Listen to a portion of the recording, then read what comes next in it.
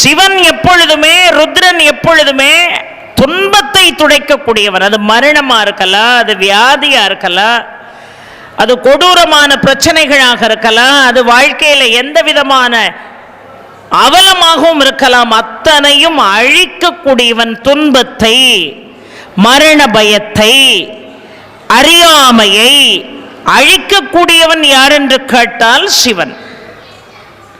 அதை அழிக்கிறவனை பார்த்து உங்களுக்கு எதுக்கு பயம்? செல்வத்தை அழிப்பவனாவன், இன்பத்தை அழிப்பவனாவன். அவன் பேரே சிவன், இன்பத்துக்குரியவன், மங்களத்துக்குரியவன் என்று நான் சொல்கிறேன்.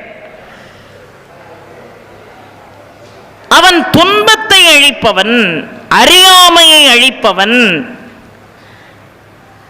கேடுகட்ட எண்ணங்கள் மனதிலே எழுந்தால் அந்த எண்ணங்களை துவம்சம் செய்பவன் சிவன்.